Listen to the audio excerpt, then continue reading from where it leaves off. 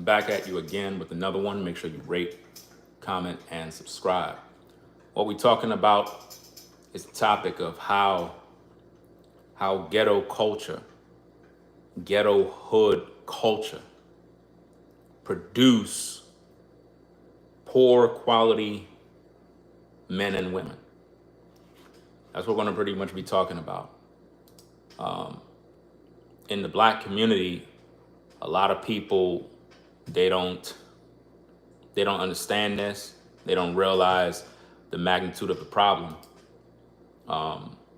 It's unfortunate, but if we don't deal with these issues and have these conversations, right, we're going to continually live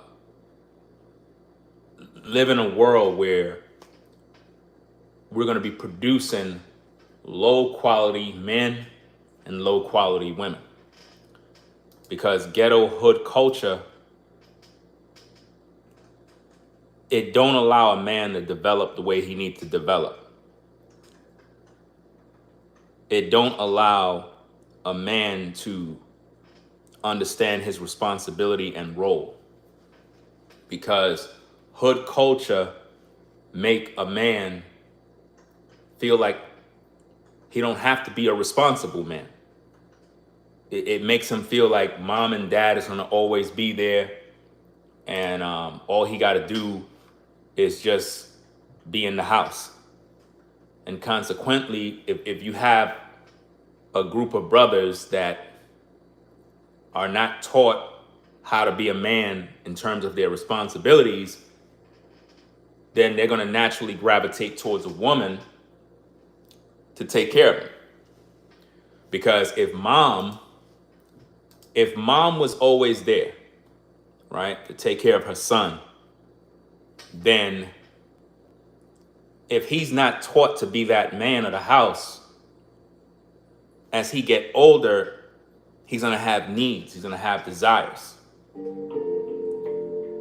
And he's going to look for a woman to take care of him, pretty much. He's going to look for a woman to provide for him now. And this is where we are in society right now, where we have a lot of men that are in the hood learning ghetto culture. They're learning to depend on a woman. And that's where we're at. And it don't just stop there. It don't just stop with him dependent on a woman. It goes deeper. He won't even know how to survive without a woman. Sometimes a man got to be by himself. Sometimes you brothers got to go out there in the world and live on your own. Establish your own place, your own residence, get your own house, your own car, and learn how to survive on your own with no woman around, by yourself. But if you were raised in ghetto culture, Mom Duke always been there to take care of her sons. Mom always been there to take care of the family, because she struggled, and a lot of your mothers out there, they've been through the struggles. So they had no choice but to make sure that all of us was good. And unfortunately, with the sons, the mothers spoil them, because the son never had a father in his life to be there to push him off the cliff so he can fly. So the sons grow up scared of life. They're scared to step out, because they don't know how to fend for themselves. So it's like they depend on mom. You know, I'm going to do a review of a video. It was very disturbing, of a young man being arrested. He was all thug, acting all gangster, all hood. But when the cops said, yo, step out the car, and he started putting the cuffs on him, he started crying for his mommy. Mommy! Yo, Mom, they trying to arrest. I'm like, dad, bro. Really? You were just acting gangster. Now you crying for your mommy. This is what ghetto culture produce. A weak, spineless male who depend on mama. Now, it's one thing to be a man and you're a young boy, whatever the case is, and you got to depend on your parents to provide. But when you become a certain age, there gotta be a change. There gots to be a change in your life as a young man where it's like, okay, I know mom and dad been taking care of me all this time, but now I'm a young man. So it's time for me to do something with my life. When I was coming up in the game, I remember when I was 12 years old, I ain't have no clothes, I ain't have no shoes, I ain't have nothing. And nobody was doing nothing for me. I realized my mom had stopped babying me. And she wanted me to learn how to be a man. So what she did is she pulled the resources and left me to be out there alone with no way of obtaining what I need. And she told me, you gotta work because ain't nobody gonna give you nothing for free. And I remember at 12 years old in school, bumming it out with no clothes, no nice shoes, nothing. I got fed up. I got tired. I said, you know what? I got to start making some money at 12 years old. 12 years old. I can recall my primo, my cousin. He's a barber. He would always be cutting hair in the crib. And he would be making money. So I would see him cut hair, making money. And I'm like, okay, I see what he's doing. So I'm watching as he moved the clippers. I'm studying it from afar. He don't even know I'm watching, but I'm watching. Every time he's cutting hair, I'm over there taking notes. I'm looking at the blade. I'm looking at him adjusting the clippers. I'm looking at the model of the clippers. I'm watching, I'm taking notes. I became a student. He didn't even know. And I remember when I was coming on to school, my grandma gave me $50. That's it. $50. She said, go get yourself a school bag and some clothes and shoes. $50. Now, if you grew up in the hood back in the day on Church Avenue, Flatbush, Brooklyn, you know about Bobby's department store. You knew you ain't got no money, you go to Bobby's department store. Get some cheap shoes, a pair of pants, whatever the case is, a book bag for $5, you go to school. Instead of taking that $50 and buy them items, I went and bought me a Waltz clippers. Grandma didn't know I bought it, but I had a plan. I bought the clippers, and being that I'm known already, everybody know me, I got a bunch of friends, I knew everybody had to get haircuts. So I went to all my peoples, I'm like, yo, I'll cut all y'all hair, bro. I'm a barber. They was like, what? You a barber? I was like, yeah, I know how to cut hair. I gotta make some money. You know what I mean? They was like, all right. They all came to the crib. I started cutting hair, no cap. First time ever cutting somebody's hair was perfect. You know why? Because I studied watching my cousin cut hair at 12 years old.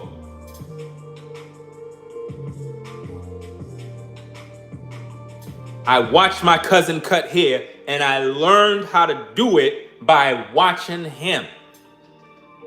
And this is why I keep saying that in the hood, ghetto culture, if you're not exposed to certain things, you're not going to be able to know how to make moves. So by me watching something positive, it taught me how to become financially independent. It allowed me to go out there and earn a dollar. It gave me the freedom to be able to make what I want to make without asking my parents for nothing. So I'm cutting hair. I made about $150 cutting hair on the block alone. $150 I made. Went and bought me some shoes, some clothes, a nice, Jan Sport bag. Came back to the block. I had people asking me, yo, I heard you cut hair. It's like, yeah. I had some older dudes. Yo, young bro, yo, you cut hair? Yeah, I cut hair. Yo, where your cousin at, man? Yo, I need him to cut my hair, though. I was like, he not around right now, man. He's like, all right, so, yo, you cut my hair, bro. You sure you know how to cut hair? I was like, yo, I'm positive, bro. I cut his hair. Look at his haircut. He's like, oh, snap. All right, cool. I'm 12 years old, cutting brothers' hair that is in their 20s and 30s at 12 years old. My grandma come home. She's like, who these people in the living room? I was like, oh, I'm cutting hair. I'm making some money. Normally she would be pissed off. Normally she'll be angry. Normally she'll flip. But when she saw a young 12-year-old making money, you know what she did? She went right to her room. At that moment, she knew I was a man. At that moment, she knew I'm being responsible and I'm taking the burden off of them having to keep trying to take care of me and provide me what I need. She saw the value in how I got off my ASS at 12 years old and decided to cut some hair to make $1. She had respect for me. So what I'm trying to show you is ghetto culture will keep a young black man down because he's not exposed to anybody doing positive things. So because of what I was able to accomplish at that age, it allowed me to work in a barbershop at 12 years old. Because it didn't just stop there. It didn't stop with me just working in the house, cutting hair on the block. I was thinking bigger than that. I went around trying to get jobs in barbershops. They kept shutting me down. You're too young. You don't got no license. You don't got this. You don't got that. I'm like, yo, I know how to cut. That's all I need to know. They were like, nah, you need to have a license. You need to have this and that. I'm like, all right. Went down to the local arcade room. I was supposed to cut this other Jamaican brother's hair. Walked in there, set up shop, cutting hair, boom, boom, boom. At that point, I bought me an Andes T outliner, and I had an Andes master clipper. So I'm cutting hair. This Jamaican yard brother come in, and he see me cutting hair, and he, when I finished, he was like, yo, you want to work? Now, the kind of things that he was into, I'm not going to go and talk about that publicly. It is what it is. But at the same time, I thought he was trying to recruit me to join being a part of that. And I was like, nah, I'm good. I ain't with that. He's like, nah, I'm not talking about that. I got a barbershop. Got a barbershop up on Church Avenue. You could come over there and work. When he said that, I was like, I don't got no license. He was like, you don't need no license. I already could see that you know how to cut. I got a chair. It's yours if you want to go work. I'm 12 years old. I'm at Church Avenue, East 37, 38th Street, Church Avenue, Brooklyn, New York. King Cut Barbershop. Very popular barbershop. I didn't even know dude owned the barbershop. All sorts of rappers, Busta Rhymes, Tribe Called Quest. All of these dudes back in the days used to go there. I'm working there, making bread at 12 years old. In the hood, because I had something to look at that gave me the encouragement to get off my ass and do something. Unfortunately, a lot of young brothers don't have that because there's no positive influences in the hood. It's only but a few. Now, my cousin didn't even know that he had a powerful impact in my life. What I'm trying to show you, brothers that are in the hood, that are about something, that are doing something, you got to understand that there's younger brothers coming up in the game that are watching you. Even if you think they not watching you, they watching you. So you got to have this image of a man that they could look at and be inspired. Even if it's just them seeing you get up in the morning to go to work, or fixing your car, or fixing your motorcycle, something that they could look at you and be like, I want to do that. You know what I mean? So what if my cousin wasn't there? What if my cousin wasn't showing me an example? Then I would have been outside robbing and stealing, because it was nothing but a struggle, going to school, bumming it out, people teasing you. You have to have a fight every day because somebody laughing at you because you wore the same clothes 3 days in a row. So I already know what the struggle is about.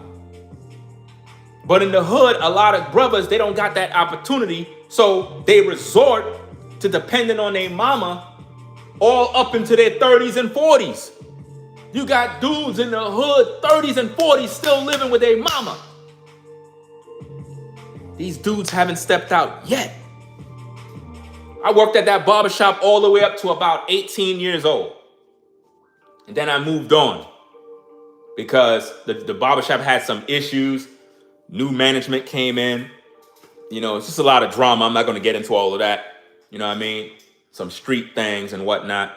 But that taught me the value of $1. It taught me the value of the fact that I got to work. It taught me that nobody's going to do ish for me. I got to do it myself. I got to go out there and do it myself. And while in the barbershop, you know, 12, 13, being raised up in there, you had the Trini brothers in there, the Jamaican brothers. You know what I'm saying? Shout out to Kurt. I don't know where you at, fam. But hey, y'all, you brothers over there, man, at King Cuts, man, when I was younger, you guys had a powerful impact in my life, bro. Because y'all were older brothers, and although I was younger, y'all accepted me in and didn't look at me as a little kid. You know what I mean? But shout out to Kurt. Shout out to Levy. You know, another Trinidadian brother. You know what I mean? Barber. Shout out to Mike, Jamaican brother. You know what I mean? We had arguments in the shop. You know what I mean? But it is what it is. Shout out to the other brother, Panama. You know what I mean? Another Panamanian brother. You know what I mean? And what is the other cat with the Mustang, bro? Damn, what's his name, bro? Man, I can't remember your name, bro. But I can't forget that car, bro. Dope Mustang, purple and blue. Dope Mustang, bro. I think the brother was going off to college and his parents hooked him up. Got him a nice car. But nonetheless, me being there, those guys would always tell me, make sure you get your crib, make sure you save your money, be responsible, don't depend on no woman to take care of you. You know, they were instilling those values in the barbershop. So because of the positive influences of these brothers, I was able to take notes. And it kept me out of the streets in terms of being with the degenerates of the community.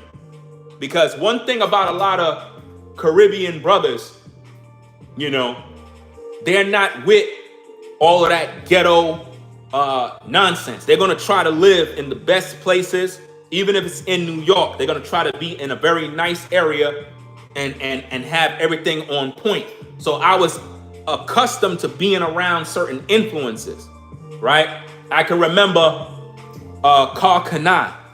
Before Carl Kanai blew up in New York with his clothing design, he used to come to the barbershop. That's right, Carl Kanai. the pioneer of urban wear, Brooklyn, New York, stand up.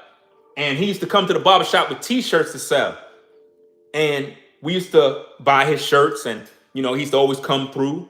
Next minute, he became a multimillionaire. He never forgot where he came from. He still came back to the barbershop in fly gear, fly cars, Mercedes Benz, came with a fleet of other people. And he put on certain dudes. And I remember one of the other brothers, what's his name? Junior. Shout out to Junior, bro, wherever you at. Another Trinidadian brother. You know what I mean?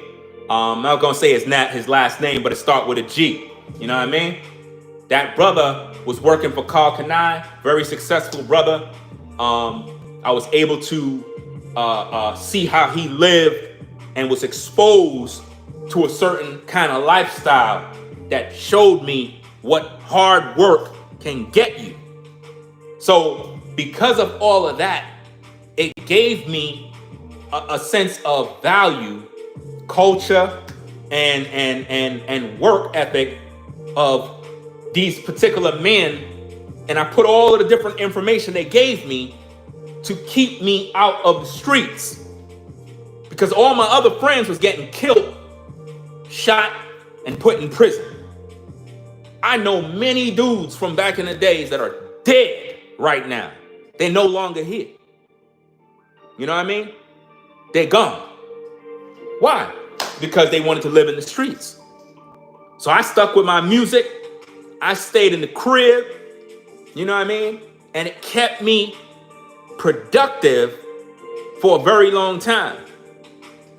Whereas I would look at my other friends, they don't want to work. They don't want to do nothing. While I'm working, they don't want to do nothing. I'm like, bro, I can't hang out with you no more. Because I couldn't hang with people that weren't doing nothing. And they used to think that, oh, I'm trying to look down on it. I'm like, bro, you want to stay outside all day doing nothing. I'm trying to get this bread. I'm trying to do something productive. I'm about to get my own apartment. You want to stay with your mom. Listen, bro, I understand you love your mom, but it's time for you to grow. They didn't want to grow. They just wanted to stay there and just be nobody.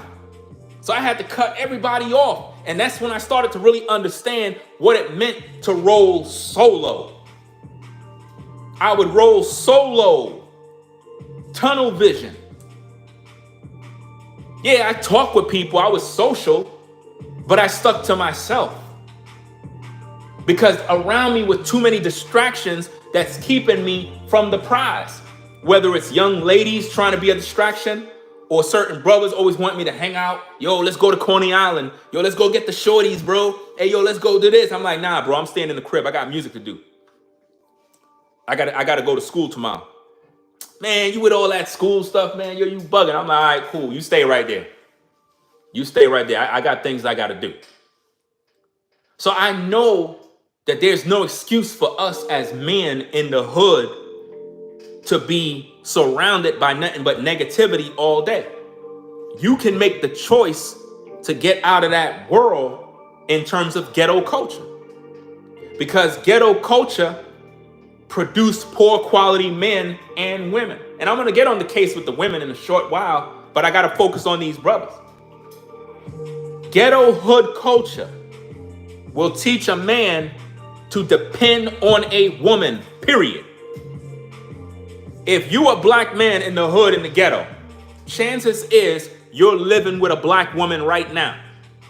One thing about the sisters in today's day, not all of them, but for the most part, the majority of our sisters, because mama was always working, taking care of the family.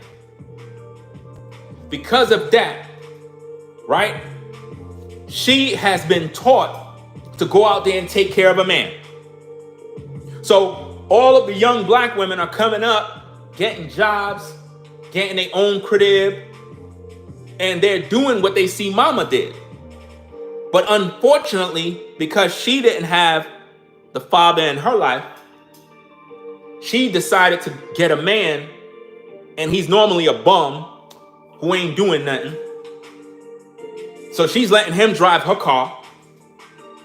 She's letting him live inside her house. And this bum is sitting on the chair while she at work. And she's tolerating this. So the cycle continues. Rather than the man get up and provide for this young lady, so she could bring forth children and stay home and don't have to deal with the stress of going to a 9-to-5, working all day. It's the reverse. The woman is at the 9-to-5, working and slaving, while the man is home playing PlayStation, eating her children's Cheerios. That's what's going on. And it's like this in the hood. You go to the projects, you go to any predominantly black community, you will see a woman own the house. The woman's name is on the lease as head of house, while the man is just living there. And all he providing is some D. That's it. He don't want to work. He don't want to mow the lawn. He don't want to take out the trash. He just want to lay up in the house. And because the sister had a baby with him, there's some sort of connection. So I guess she has some sort of love for him. It's a soul tie. I get it. But it's bad. It's all toxic. It's dysfunctional. Because as a woman, you should not tolerate being in a situation as toxic as that, where you're going to a 9-to-5 working all day and this man ain't doing a damn thing for that house. This man ain't working. He ain't building nothing. He ain't installing nothing. He ain't painting. He ain't taking out the trash. He ain't mowing the lawn. He ain't doing nothing but laying heavy meat. That's it. And in most cases, he don't even know how to lay the pipe. So it's like, dang, you taking care of him and you taking care of the kids. And it's just a bad situation all around. And it's like you can't even get rid of the dude because he's your baby daddy. He been living with you so damn long. So it's like you just figure, well, this is normal. No, that's ghetto culture. That's ghetto culture. You're not even proud to say he's your man. All your other girlfriends got decent brothers that take care of them and provide. But when you look at the man you with, he ain't doing nothing. You're ashamed. You don't even want to bring him around nowhere because it's like, man, I can't bring him around nowhere. So what you do? You dress him up. You go buy him designer. You go buy him shoes. You go buy him all of this and you make him drive your car. So on the outside looking in, he look like a boss driving your car. He look like a boss because he's dressed fly, but you're the one who bought him everything. You're the one who gave him this image as if though he's this great guy. So in front of your friends, he looked like he's the man. He looked like he a boss. But you know, you are responsible for making sure he look good. And in return, he's not doing a damn thing for you.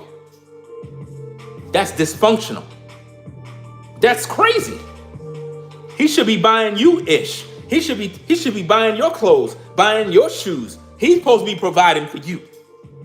You, if you're getting money, take that money and take care of them kids. Take care of certain things around that house. Make sure the kids got good bedding. You know, food is in the crib. This is that. But hey, he's supposed to be providing. He's supposed to be the breadwinner, so providing for you. It shouldn't be that you doing everything and he's not doing nothing. But again, this is what ghetto culture teach. This is what ghetto culture teach the women. It teach women to provide for men. So now the roles have been reversed. The roles been reversed. So now rather than a man providing for his woman, the woman feel it's her job to provide for the man now. That's where we're at right now. Ghetto culture produce poor quality men and women. It's difficult for a woman to find a man that is a provider. We're not talking about this sprinkle BS of these women out here looking for a so-called provider male that they could just use them for money. I'm talking about you ladies finding a brother that's about his business. A brother that he gonna put money in your hand, put money on your Cash App because he know you got the kids. He know you got things to take care of. You don't got to ask him for nothing. He just put the money there to make sure that you good and you got the resources to function. You shouldn't have to ask and beg this man to do anything. He's supposed to just do it. When the bills need to be paid, he's supposed to just pay them. The bills should be on auto pay anyway. Shouldn't have to be worrying about nothing. But again, ghetto culture, it don't teach a man to understand his responsibilities. Now that doesn't mean as a woman, you don't got no responsibility. We're going to get to you in a moment. But that man, he got responsibilities. And it takes another man to teach him those responsibilities. You know? Somebody got to make you understand the truth, because ghetto hood culture is producing poor quality men. So when you ladies are complaining about these men ain't ish, these men ain't doing nothing, oh, these men, oh, well, because ghetto culture. Ghetto culture produced this nightmare. This is why when you go to other communities, you look at other ethnic groups, they looking at our brothers like, do y'all brothers know how to provide? Do y'all brothers know how to take care of your families? Like, what's going on with y'all, man? Y'all just want to stay in the hood and drink and smoke in front of the projects. And like, what is this? Like, this is not life, bro. There got to be something more to this. Ghetto hood culture produced poor quality men and women. It creates a new batch of men and women that are unproductive, that won't know how to function in a family setting. And it's sad, man. It's just a sad, sad situation, man. You know? HM says the dysfunction goes deeper in the hood, mostly Section 8, drug dealing, drug use, gang activity, single parent households, the list goes on. So sad. This is why I'm saying you got to get out of the hood, bro. You got to get out the hood. The hood culture is what's destroying us, man, because it breeds violence. It breeds dysfunction. It breeds, toxic attitudes. This is why when people from certain hoods and ghettos move to a certain environment, the people in those environments are nervous because they're concerned that you're going to bring the hood in this nice community. They're concerned that you're going to bring the drugs and everything with you. This is why a lot of Caucasian folks, people from other nations, when they see us move in, they get nervous. They get nervous, fam. And I don't blame them. They get nervous, fam. And this is sad because we have to have these conversations. We got to have these conversations. I know a lot of y'all probably like, man, forget the white man, forget this, forget that. Listen, I'm not like you. I understand why certain groups of people don't even want you around. Because in most cases, they think that when you come through, you're going to bring that hood mentality to that community and F it up for everybody. I was doing some research on where's the worst places to live in North Carolina. You know what I found out? What I found out is there's a lot of racism at play. I'm going to explain why. Anytime you look up what is the worst places to live in a certain demographic, a certain area, what you will find is this. The areas where they list that are the worst places to live is normally predominantly black.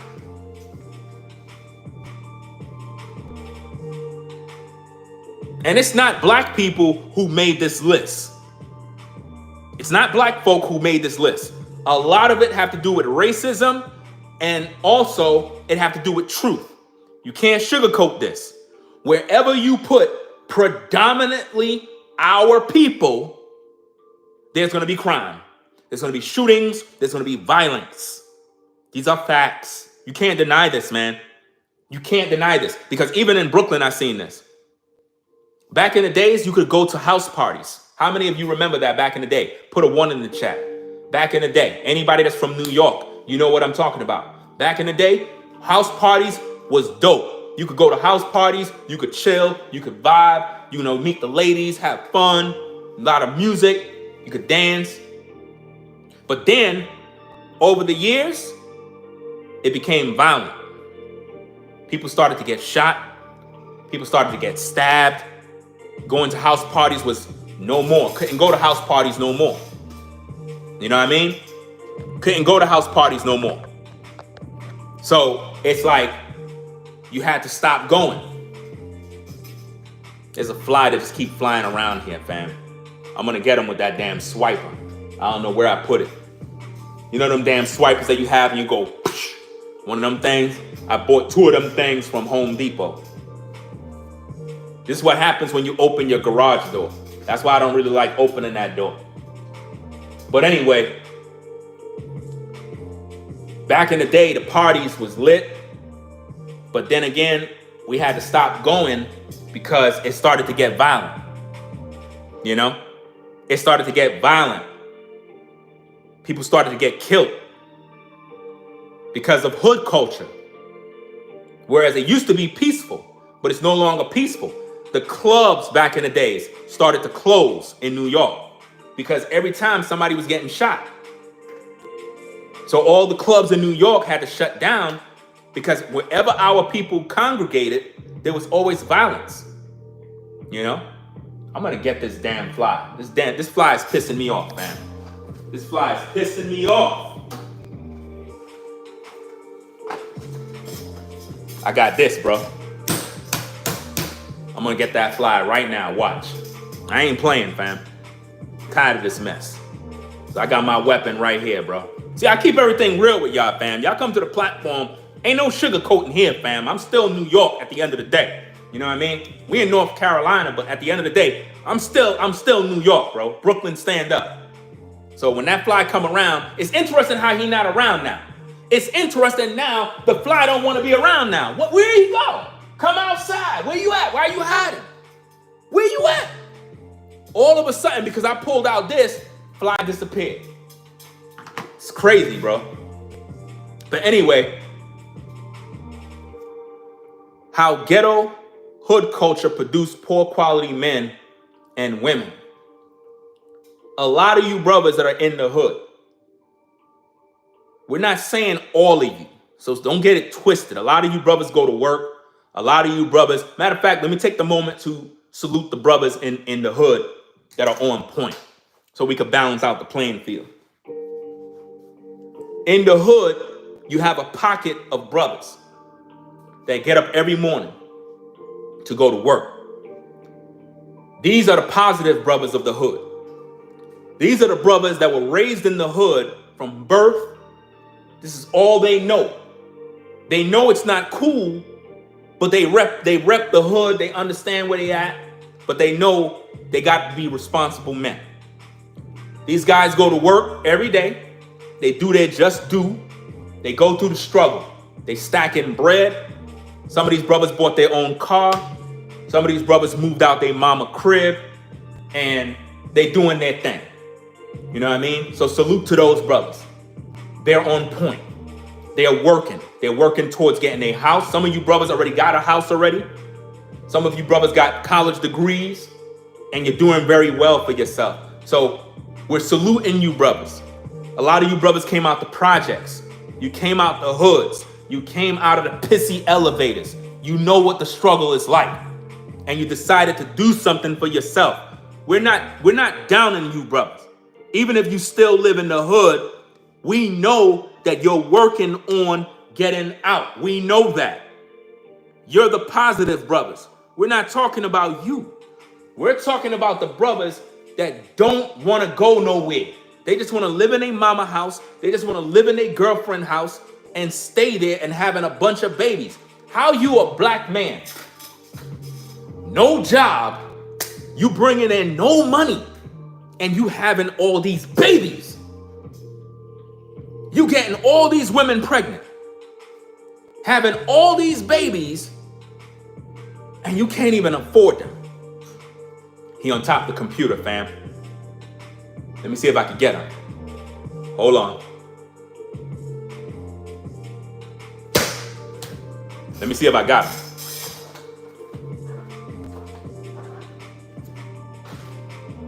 Let's see. I don't see nothing, man. I don't know.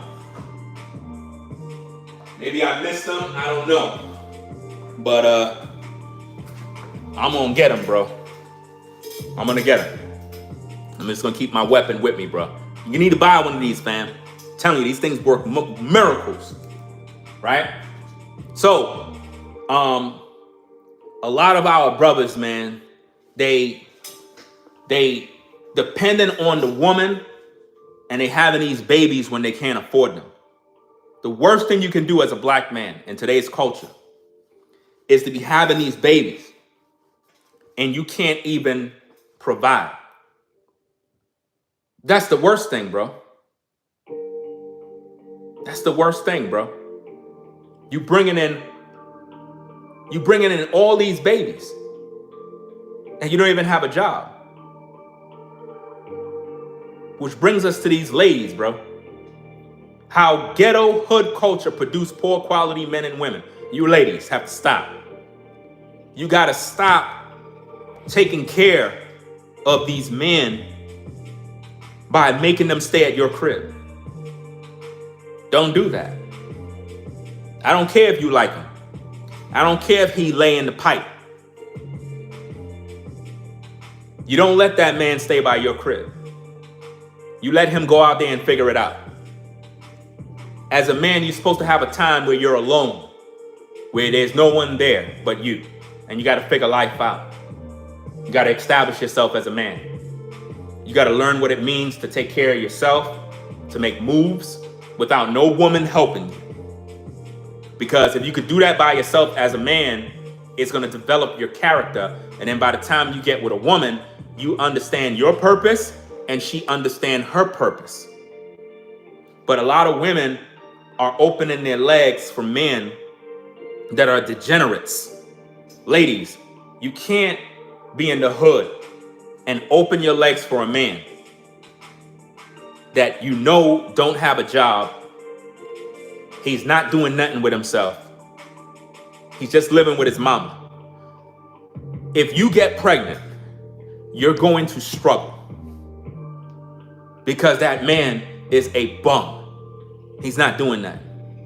This is why back in the day, a father determined if that man was going to be with his daughter. A man had to go to a father and ask for his daughter's hand in marriage or to get to know his daughter. You had to do that back in the day out of respect. You couldn't just go up to a young lady and just take her and talk about, well, she's my girlfriend. Couldn't do that back in the day. You get shot.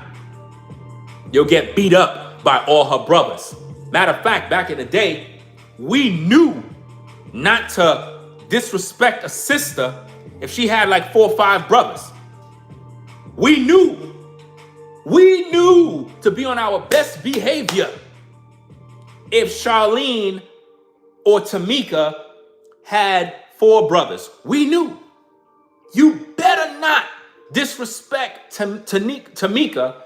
If you did, her brothers was gonna whoop your ass. We already knew how that worked. So if you ran into a sister back in the days, one of the first rules as a young man is you have to inquire about, does she have her father and how many brothers you got? Hey, how you doing? Yeah. You got brothers? Yeah, I got 6 brothers. Once you hear 6 brothers, you better respect this young lady. And some of you ladies, you know what I'm talking about. Because you may have gotten into some issues and your brothers was there for you. See, this is what we need in the black community, but it's not there anymore. Back in the days, the brothers used to protect their sisters from these ninjas trying to come in, talking about, oh, this is my girlfriend. A brother used to pull the dude to the side and be like, yo, what do you mean my sister's your girlfriend? Where you from? And the other brother would be right there like this. What's your name, bro? Yo, my name is Mike. Mike? Who your daddy? I don't know who my father is. You don't know who your daddy is? What's your mom name, bro? And what you want with my sister, man? I'm just saying, like, you know, I like her. You like her? What do you mean you like her? Like her for what? Just saying, bro, you know what I'm saying? She's attractive. I want to get to know her. And, you know what I'm saying? No disrespect or anything. I'm just being a man, you know what I mean? She's cute. And I'm just trying to respect her, you know what I mean? Oh, so you understand how to respect my sister, right? So you know about respect. Yeah, you know what I mean? I understand she got brothers and all of that stuff. I ain't trying to disrespect your sister. See, there was a certain level of respect you would have when her brothers would press you. And they only doing their job. It's no disrespect to you. They're just doing their job because maybe the father is not in their life. So the brothers have to make sure that they protect their sister by pressing you to make sure that you official. They weren't trying to bully you. Don't take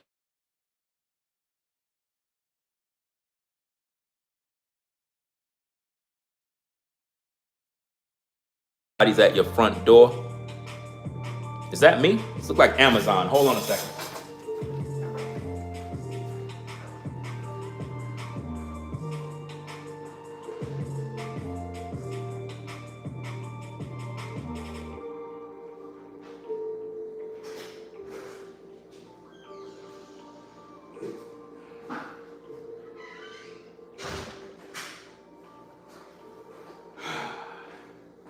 Yeah. Ring camera, bro. Ta-da! Ring camera once again. Let me see. Yeah. Amazon. All right. Ain't that cool? You just get your notifications, bro. Let me see. Okay, back to where I was at, right? The brothers are not pressing you because they're trying to bully you or disrespect you. Their job is to make sure that you legit if you're talking to their sister. They just want to make sure you're not doing her dirty. That's all it is. So don't take it personal, right? But that's not happening anymore. In today's day, most brothers don't even care who their sister with because their sister just opened her legs for everybody. So the sister's no longer chaste. She don't no longer respect herself. So the brother is not going to put himself on the line if he know his sister's out there 304ing. This is why as a young lady in the hood, you got to know how to carry yourself, right? So that your brothers, if you have any, would take you serious because they're not going to be outside fighting dudes and, you know, doing all of this nonsense when you willfully are just opening yourself up to any dude now. This is crazy. I just saw a video the other day of a dude getting arrested. Police pulled him over to arrest him. Come to find out, he killed his girlfriend. They thought it was a regular traffic stop. Come to find out, dude killed his girlfriend. He got a lot of knuckle cases out here. Dudes killing their women, bro. Dudes are out here killing their women. But it goes back to you ladies in these hood cultures keep on taking in men that are toxic. You know these dudes are crazy. And you opening yourself to this demon. Come on, man. It's crazy, bro. How ghetto hood culture produce poor quality men and women. Our women have to make better choices in the men that they choose to be with to produce children. In the hood, it's so toxic that when you in the projects, young ladies are taught by their mama to get pregnant so that you could get an apartment faster. They teach their daughters, get pregnant so you could get an apartment, get government assistance faster. That's sad, man. Absolutely sad. And they teach the woman, don't put the man's name on the lease. Don't do it. Keep his name off. So now the cycle of single motherhood comes in. You got a young sister, attractive young lady, got 2 kids already in the projects. Now she's 25, 26, got 3 kids. She's walking down the street by herself because her mama watching the children. I'm coming down the block. Hey, how you doing? Boom, boom, boom. I'm thinking she's just a single woman with no kids. Come to find out, she got kids. So now it creates a cycle of men meeting women with kids. And now you got stepdaddy culture, where you got men taking care of kids that are not his kids. That's dysfunction. I know you don't want to hear it. I know you got some single moms, y'all probably watching me, and you're going to get upset. Stop getting upset. Nobody's putting you down. All I'm trying to say is it is unfair for you as a woman to come to a man and you got 3, 4, 5 kids. I'm trying to holler at you because I like you. And on top of that, you want me to take care of all them kids too? You tripping. You tripping. Where that baby daddy at? How come he not taking care of them kids? That's ghetto culture. That's ghetto culture. This man worked his whole life, built himself up. He saw you in the street in that maxi dress. Yeah, you were looking real good. Ain't no doubt about that. You have a lot of single mothers that look real good. They looking good. But at the same time, I didn't sign up to take care of your kids. And now what this does, it creates a conflict of interest where I'm really interested in you. I want to get to know you. But being that you got these kids, now you pressing me like I'm supposed to be the one to take care of your kids now. That's ghetto culture. Because a man should not have to come into your life as a woman and take care of your kids that came from another man. No, it don't work like that. Nah. I'm there because I want to be with you. Me and you can have some kids. But them kids that you got, your baby daddy, he need to be taking care of his kids. Why am I taking care of your kids for? No, I'm not responsible for your kids. That's ghetto culture. And you'll have a lot of women, brothers, that would tell you as a man that if you meet a single mom, you're responsible for taking care of her kids. No, that's ghetto culture. That's ghetto culture. If you were to take this example into the wild, you have a lion. He meet up with a lioness and she got cubs. That lion is going to kill her cubs and start a whole new pride. The lion is not going to step up to the plate to be a stepdaddy. He is going to kill the cubs and start over. That's just the way it goes, man. But in ghetto culture, what women will do is they'll say, well, if you like me, you got to accept me and all my kids. Now, I'll accept you. I know you got your kids. I got to see them. But the responsibility of who's taking care of these kids is on the baby daddy, not me. This is where the single mothers get mad at me. But Ringo, you know what I'm saying? I like you and all, but you know, with the way you talking, I don't know if me and you can really click. See, that's what I'm talking. That's ghetto culture right there. Because rather than you accept the truth and respect what I'm saying and say, you know what, you're right. They're not your kids. My baby daddy supposed to be taking care of them. You're right. I could respect that. You're right. Instead, you get mad at me. You know? And there's a lot of you brothers, you probably dealt with a single mother back in the day, and she fine, everything looked good, but she got these kids, and you try to school her like, look, where the baby daddy at? How come he not taking care of his kids? Oh, he's not in my life. He's not this. I don't care about that ninja. I'm like, that. How many? You got 3 kids, 2 baby daddies. You're complaining about all these men. You don't think that you're the problem? You're the problem. So what I'm trying to say, ladies, is this. We talked about the men. So don't give me all of that crap about you bashing black women. Don't tell me none of that garbage. It's time for you to own up to this, man. Because one thing about hood culture is when you try to speak on these issues, the women normally say, oh, you hate women. You're bashing women. You're belittling women. Fam, did you not just hear me talk about these brothers? Did you not just hear me talk about these brothers from the beginning of the stream all the way through? You did not. So you're just going to ignore me talking about these brothers.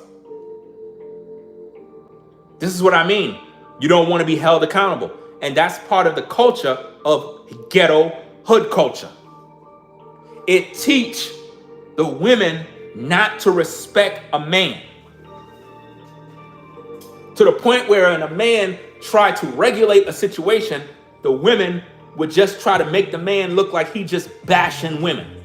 Oh, you just hate women. Who hurt you? It's crazy, bro. The other day I was on Instagram, saw some crazy thing. I'm gonna do a reaction video to it once I get the setup done. Cause I gotta go put something on the grill. You know what I mean? After the stream, I'm gonna go put something on the grill. That's right. You know what I mean? I'm gonna cook up a whole batch of steak and chicken, put it on the grill, and have food for the rest of the week or whatever the case is. You know? Somebody says something's buffering. I don't know. That has nothing to do with me, bro. That's YouTube. I'm on my end, I'm streaming. All I can do is just stream. I don't know. You know? But I gotta put something on the grill. You know? But yeah. The ladies gotta really get themselves together when it comes to the dysfunction.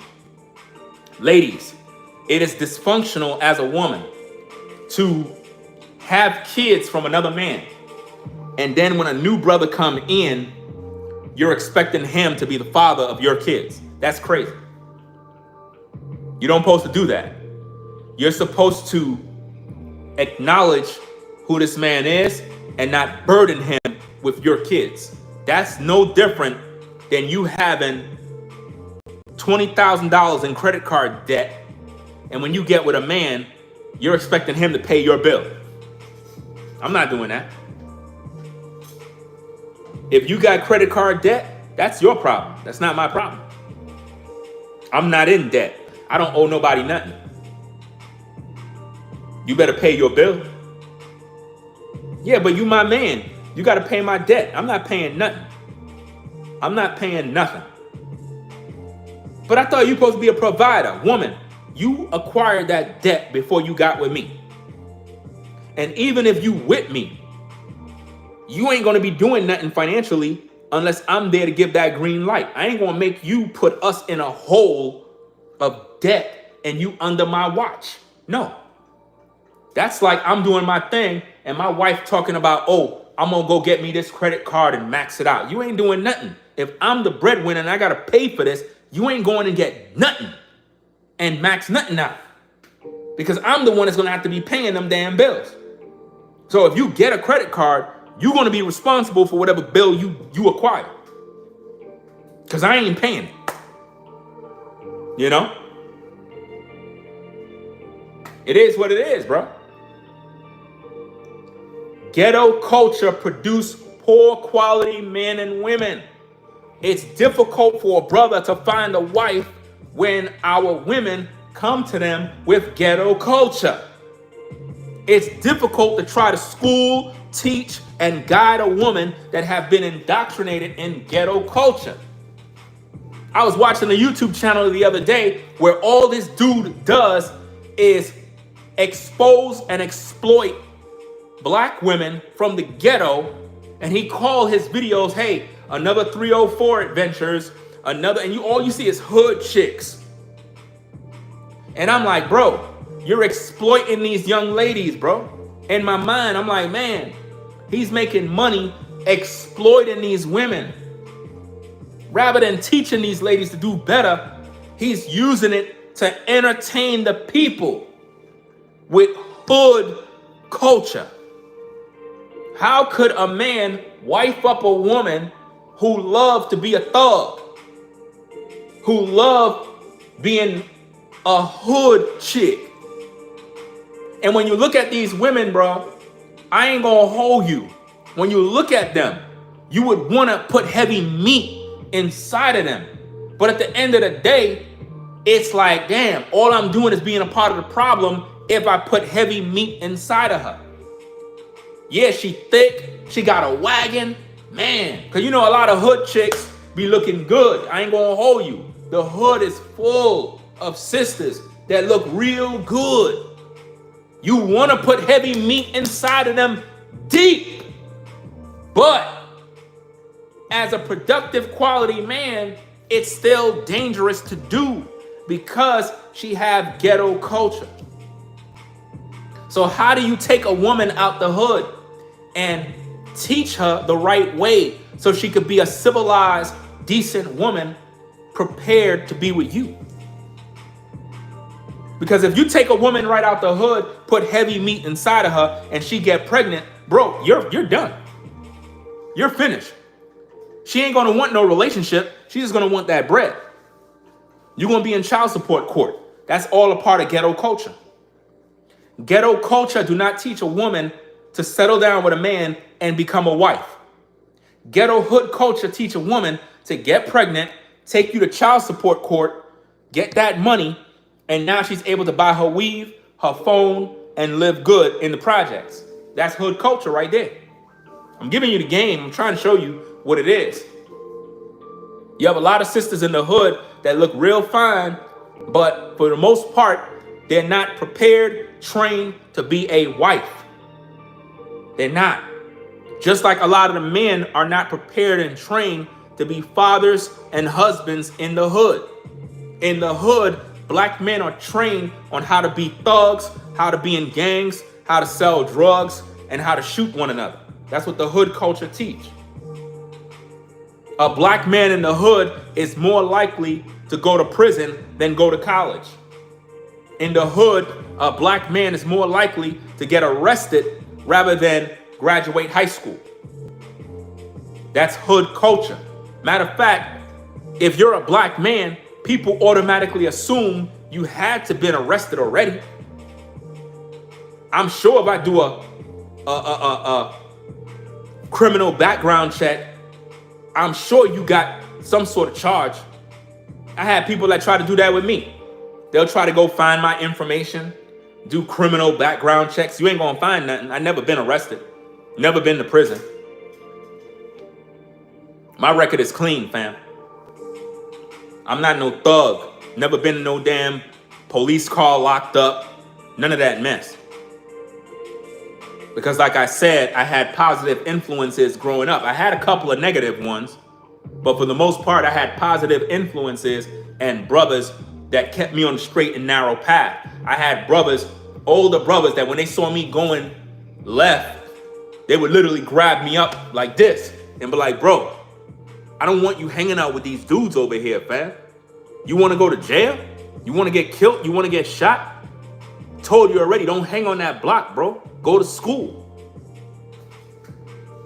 So I already done know what it is. And thankfully, because I had those brothers that stepped up to the plate to regulate the situation, it made me understand the game, not to go down that dark path. You see what I mean? And all they were doing was showing love. That was the way they were showing love. I had situations where the block was about to get shot up and I'm walking that way and dudes would be driving around and they would stop, be like, yo, go home, bro. Go home. I'm like, I'm playing outside. Like, yo, go home, bro. Go home. All right, man, I'm going home, man. Damn. You go home, pow, pow, pow, pow, pow. Bunch of shots outside. Like, oh, snap, yo, what happened? Yo, so-and-so just told me to go upstairs. Yeah, he was looking out for you. You know what I mean? You have a lot of dudes in the hood that do dirt. Shout out to the brothers in the hood that you do dirt, right? But you still got a heart for the youth. Shout out to you, brothers. Now, you have to understand the balance of what I'm saying here. You got brothers that are in the hood. You got hood brothers, hood ninjas that are 100% street. But at the same time, they look out for the younger crowd. Like, meaning they already caught up in the game, bro.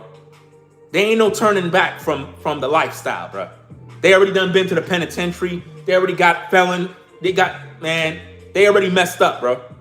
But they look out for the younger brothers. These are hood ninjas, brothers that are in the streets. They do dirt. And before they do their dirt, they look around the block and they like, make sure nobody outside.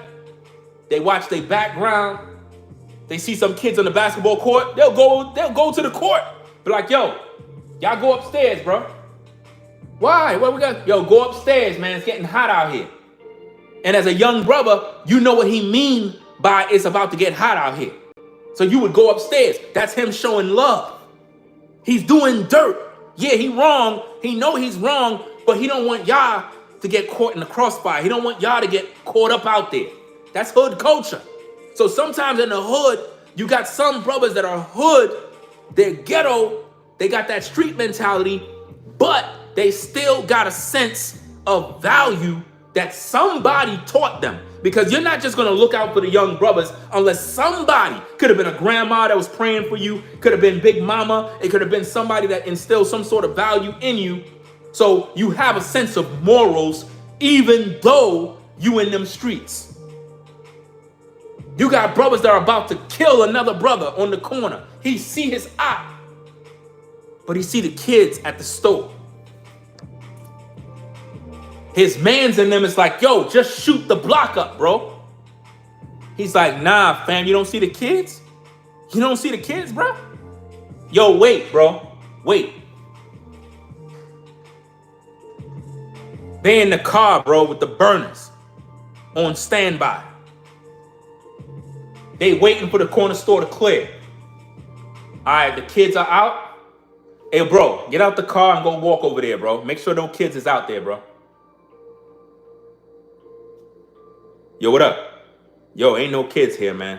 Dude is right there in the corner. All right, yo, just walk around the block, man. We taking them out right now. You have dudes like that in the hood. They see the kids and they know not to pull the guns out and start blazing because the kids are there. They wait for the kids to move out the way. Not everybody, but you got some brothers in the hood that are like that. You got brothers that are like that, bro. You know? I've been in situations like that. I've been in situations where a dude is beefing with another dude. I'm in the car. Dudes pulled up to do their dirt. I step out the car, they recognize me. Like, oh, snap. Yo, that's so-and-so's cousin. Yo, don't do nothing. They were about to spray the car up, bro. But because they saw me, they recognize that they know who I'm family with. They don't want no drama with my family. Something happened, because news is going to spread. Anytime somebody gets shot, everybody know who did it. Everybody know what went down. You know what I mean? Just like that in the hood. Anytime somebody gets shot in the hood, somebody know who did it, bro. It ain't like nobody don't know. So the dudes end up waiting till I'm no longer there to do their dirt. I've been in situations like that, so I know what I'm saying is real. You know?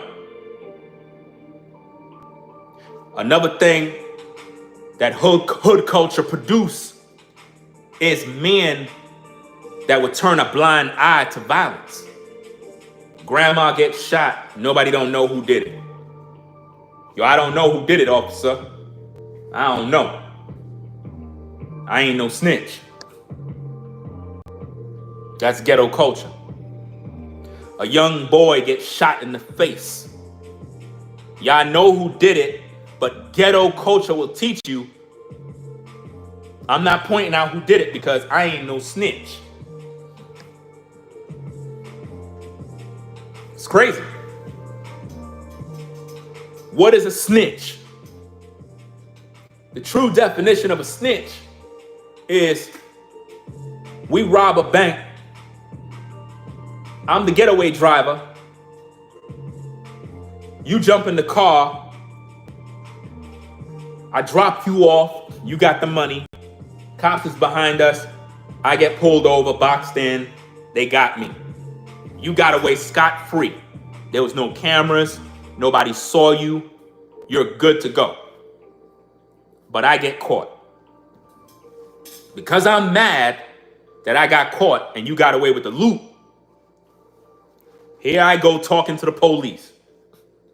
Yeah. Oh, the other dude that was with me, oh yeah, he live on St. Mark's and Park Place. That's where he lived. Bro, why you snitch on your mans, bro? Why? He got away scot-free with the bread. You got caught, bro. Just own it. That's a part of the job. You got caught. Why you telling on your man? That's snitching. Meaning we both committed the crime together and I'm ratting him out. That's a snitch. If you are in your apartment and you witness a man kill a little boy in a crossfire, you're not a snitch if you know who did it. You're not a snitch because you have no dealings with those people. But in the black community, they'll teach you that you're wrong if you tell who did it. That's crazy. Let somebody kill your kid. And you gonna tell me you're not gonna say who did it? What's the wrong with you? That's ghetto hood culture. That's hood culture. And it's unfortunate, you know? Ghetto hood culture produce poor quality men and women. Our women are out here twerking. They're on OnlyFans, showing their body. But yet they're expecting later on for a man to take them down the aisle and make them a wife. You have a lot of our sisters, man. They look real good. I ain't gonna hold you. They look very, very attractive. And you ladies degrade yourself on social media for money. It's not cool. Because eventually you're gonna be exposed and everybody gonna know you for who you really are as a woman of the night that just exposed herself online for some cash. Because when you finally decide that you want to settle down, it's going to be pretty difficult for you to do it because you always been selling yourself short. You know? It's sad, man.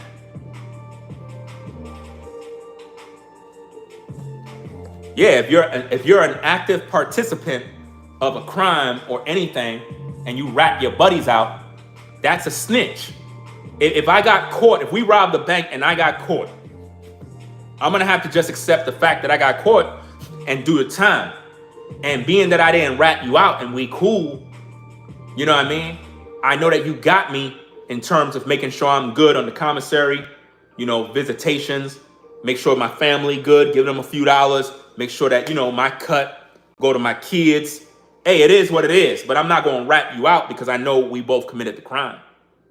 You see what I'm saying? But you got a lot of dudes that get salty because they got caught. They know you out, so they try to rat you out. I'm like, damn, bro, you stupid. Let your mans and them go. See, if you rat your man out, you a snake. And once everybody in the penitentiary find out the news that you robbed the bank and you snitched on your friend, you ain't gonna last in the penitentiary, bro. If you doing that kind of dirt, you can't rat your friend out. Those are the rules of the streets. You can't do it. Listen, Some of y'all gonna misunderstand this because y'all gonna say, but wait a minute, Ringo, aren't you contradicting yourself? Because you're saying you gotta be positive and you gotta do, no. You gotta understand something. When you are living the street life, the moral code is if you do dirt together, you cannot rat your friends out. That's the gospel truth. You can't do it. It's worthy of death. Do you understand?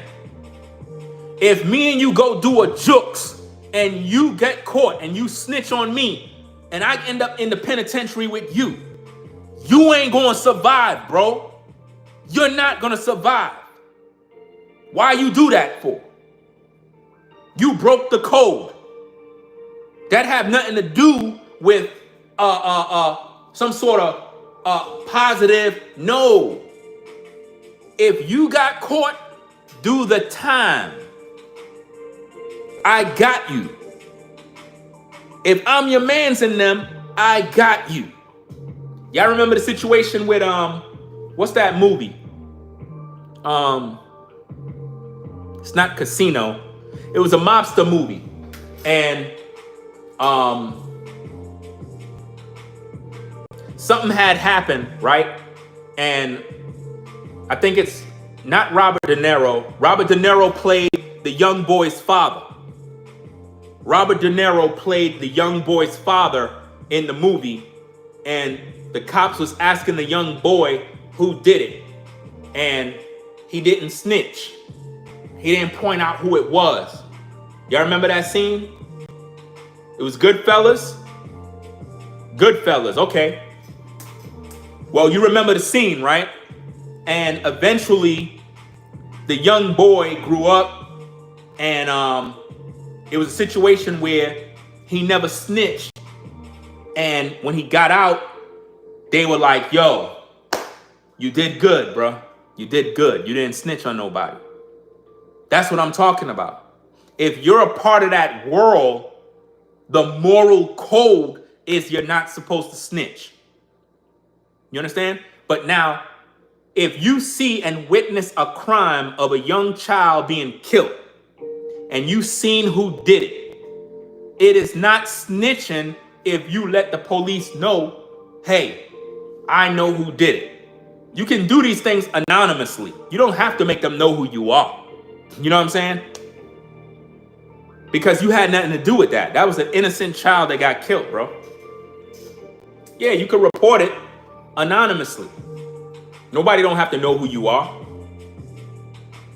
Oh, it's called A Bronx Tale. That was the name of it.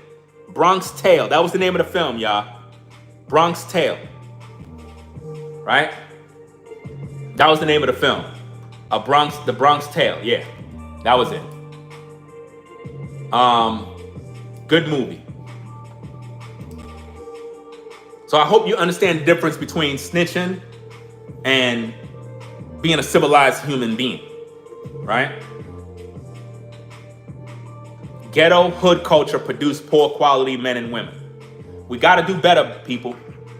We got to teach our young brothers to aspire to be greater, teach our women to make better decisions, because hood culture is keeping us back. Hood culture is preventing us from winning in life. It really is. Right? So, I'm going to come back with more videos. I got to go put something on the grill. I got to go season up this steak. Put something on the grill. Got to put something on the grill. Right? So I'm going to be back with more. Probably part two to this video. How ghetto hood culture produced poor quality men and women. I'm going to focus more on the women's side in part 2 to expound more on that, right? So peace and blessings to the mods in chat. Thanks for stopping by. I got a lot of stuff to do. I already started the new studio design. I'm doing some work in the room right now. I got to make an order for more supplies to come in. So I'm going to try to take y'all through the building of the new studio.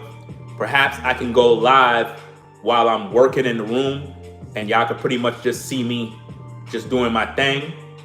I could just set the camera and just let it stream while I'm in and out the room working, and y'all could just see me doing my thing.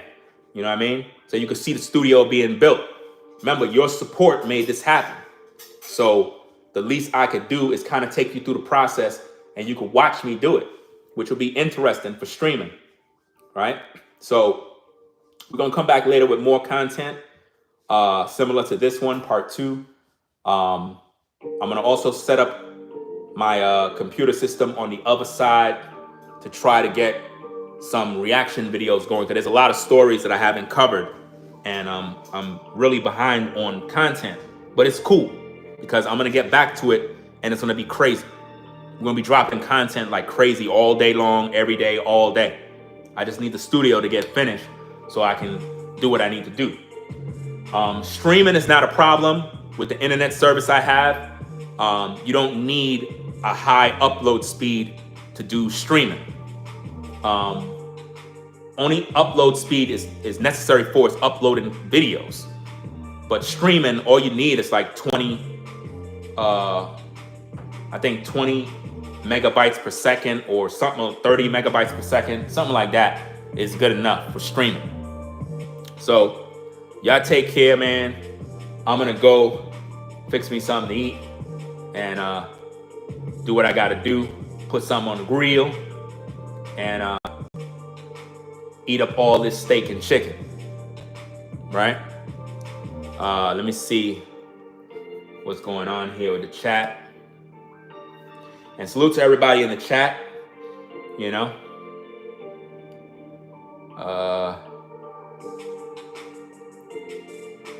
Let me see.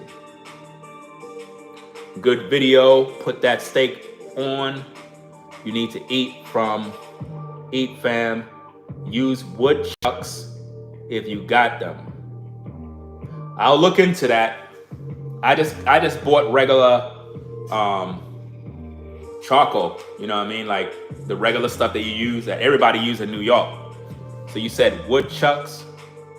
Let me see. I'm gonna look that up.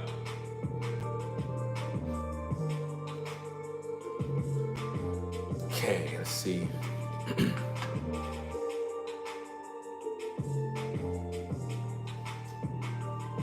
Yeah, so we're gonna get up on out of here, man.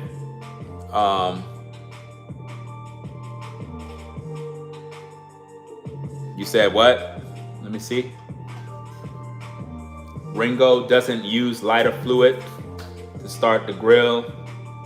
Doing interviews about Twitch. I'm gonna start my Twitch series soon. I'm glad you brought that up, LB London. I'm about to start the investigation series concerning Twitch boss. It's going to be a very, very serious journey we're going to go on.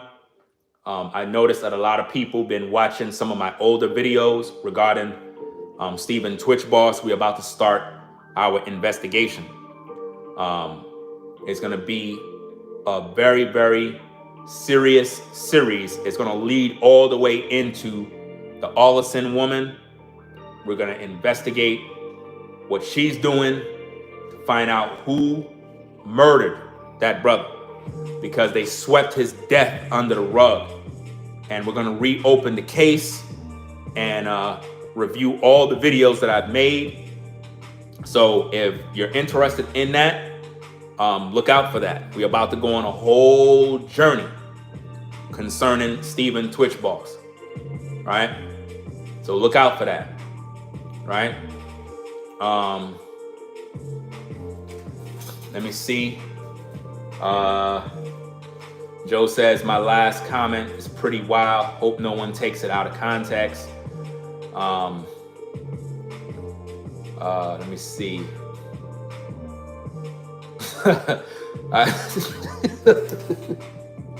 Yo, oh man. Yo, I'm reading the comment right now, bro. This is wild, bro. Let me see.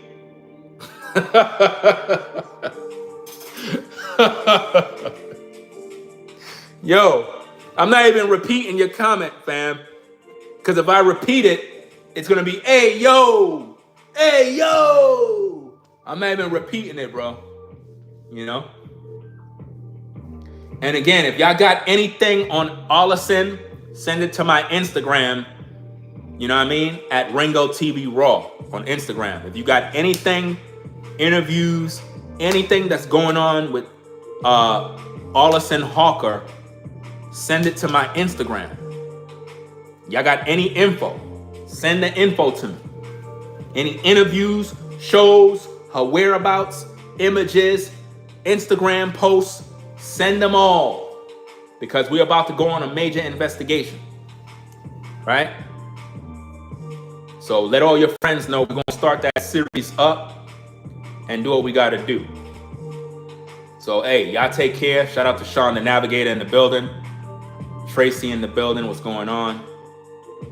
And shout out to all the mods, wherever they at, working, doing what they got to do. Appreciate all of y'all for always stopping by. We have about 298, I believe, in the building. I'm not sure how many people we got in the building, but it is what it is. Y'all take care. I'm going to go put something on the grill, and I'm going to get back to work, doing what I got to do. Get some painting going on. I'm going to try to, before I even do the painting, I'm going to try to see if I could do videos with it. Like doing videos. I would have to go live to do it, to make it better. That way you could see me doing the work. So I might do that tomorrow. And whatnot. Right now I'm doing some drawings on the wall, like where I'm gonna do what I'm gonna do in terms of painting, because I want the room to look like a spacecraft, you know, like a futuristic room, right?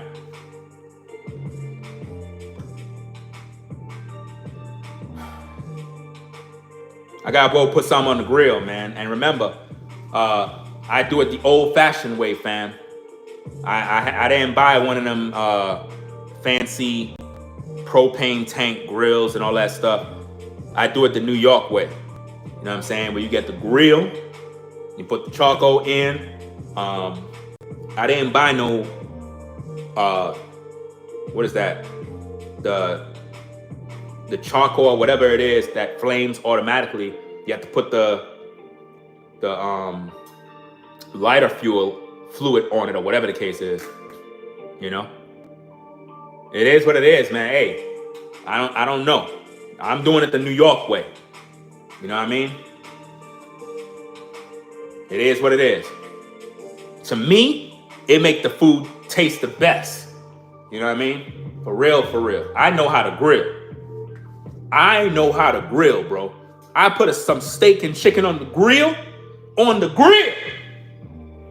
It'll have everybody and their mama coming over. Because that barbecue scent will go down the street. Everybody gonna be like, hey, somebody put something on the grill. Where that's coming from? You see people coming down. Hey, brother, I noticed that you put something on the grill. I was smelling something from way down the block. You put something on the grill. That's crazy, man. Next minute, you're gonna have me out here having some sort of country accent. So, hey, because it seemed like everybody's talking similar.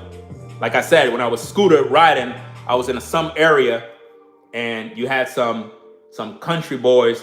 They were in a big old truck, hiced up, and they had a strong North Carolina accent.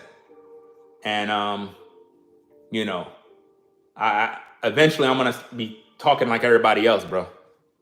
I mean, I still have my New York accent either way, but I gotta put something on the grill. I gotta put something on the grill, you know. Yep. Yesterday I saw the neighbor. He put something on the grill. I'm looking out. I'm like, oh snap! He put something on the grill. And the thing is, people put things on the grill at all hours of the day. It doesn't matter what time it is. It ain't like, oh, it got to be the weekend, or no, people put things on the grill no matter what. That's the thing about the house. You can just put something on the grill. Yo, that's funny, man. So I'm gonna get on out of here, man. I gotta go put something on the grill. Them steaks are looking real good, bro. I can't wait. I might shoot some video. I might shoot some video of the grill. You know what I mean? I might do that. All right, y'all. So we're going to get up on out of here, man. Ringo TV Reactions. Make sure you rate, comment, and subscribe to the channel. You know what I mean? Y'all like the shirt, bro? You know what I'm saying? Got a cool shirt. Ralph Lauren. You know what I mean? Got to make sure you stay fly at all times. You know what I mean? But, hey, it is what it is, man. Y'all take care. Shout out to all the ladies in North Carolina. I'm looking for y'all, so come out wherever you are. You know how it is, bro. I'm looking. You know what I'm saying? You said it's a grilling shirt. It looked like matter of fact, it do look like the type of shirt that you would wear if you're grilling. I just don't want to get it dirty. You know? Yeah, I'm gonna put something on the grill and do a little video. You know? But yeah, that's about it, y'all. I'm gonna get up on out of here. Ringo TV Reactions. Make sure y'all rate, comment, and subscribe. And you know, shout out to everybody on the 9-to-5 grind, everybody out there doing what they gotta do. To all the people in the hood, in the projects, in the ghettos, in the slums. When you watch my content regarding this situation, you have to understand that I was there. So I already done know what it is. I know the struggle.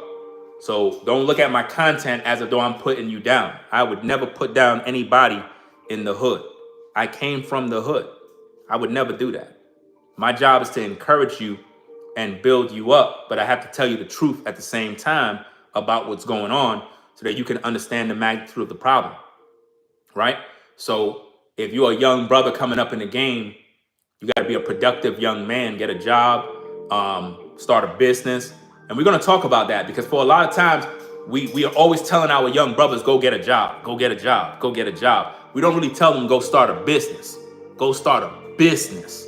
You know what I mean? It's like we always tell each other, go get a job. No, go start a business. You know, be an entrepreneur, you know?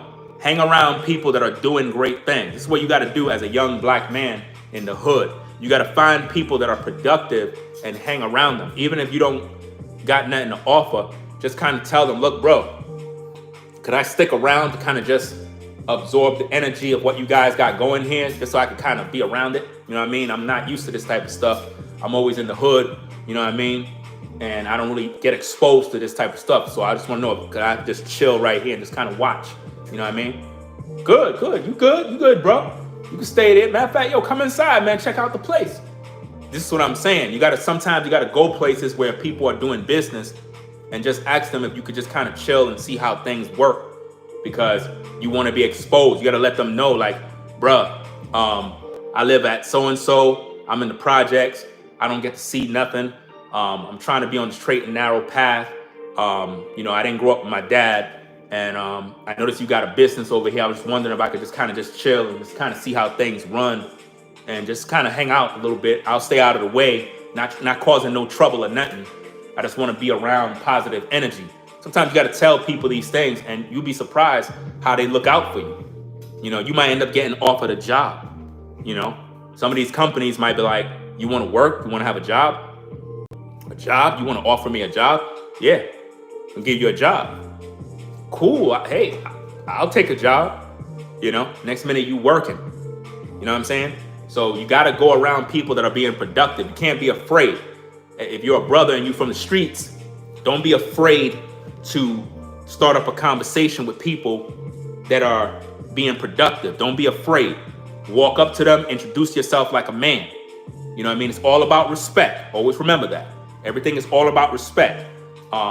if you're talking to an older gentleman, you know what I mean, you address him as an older gentleman, sir. You know what I mean? That's called respect. It's not like you're belittling yourself. I understand in the streets you talk a certain way, but when you get around people that are working and productive citizens, you got to know how to carry yourself and speak their language, you know? And it can open up doors for you. You'll be surprised. You have a good impression on people, it opens up a door for you. They'll look at you and they'll see themselves when they were younger and be like, wow, this is a young brother, a young man. He clearly want a better way in life. Let me give him an opportunity. You know what I mean? So always show that level of respect, even if you're from the hood and from the projects. When you get around certain people, you got to know how to conduct yourself, fam. Know how to conduct yourself. Leave that hood-ish in the hood. And when you get around people that are about business, about paper, learn how to speak that language. You know what I mean? And eventually, you're going to have the inspiration, the experience. It's just like being an intern at a company. Your internship will teach you how a company works, how they move, how they do business, so that you can now go out there with the necessary tools to do it yourself. All right? So we're going to be back more with more content. I know it's rough. I know it's tough. But at the end of the day, it's necessary for change, right? Because we keep it official. We've been there. We've done that. And we're trying to give people the real. So salute to everybody out there in the highways and byways, in the hoods and the projects. Those of you brothers out there that's trying to do better for yourself, and you ladies that are on point going to work. You have a lot of sisters in the hood, a lot of sisters in the projects, a lot of sisters that go to their 9 to 5 every day. They not in the streets. They not out there 304ing. They not out there wilding out. They just go to work and they come home. Is the neighborhood great? No, it's not. But at least she's doing something with her life. Her apartment is clean. She's a clean young lady. Yeah, she live in the hood, but she's on her way out. Salute to you ladies that are on point. So don't listen to my videos and get upset like I'm downing somebody and don't do that. That's not how I move. You know what I mean? I always show love and I always try to encourage people. If you can't see that, then you crazy. You're just looking for a fault at this point, right? So I'm gonna sign out. I'll be back later. I gotta put something on the grill. Right? So, hey, peace and blessings, y'all. Ringo TV Reactions signing out. Catch you in the next one. Peace. We out.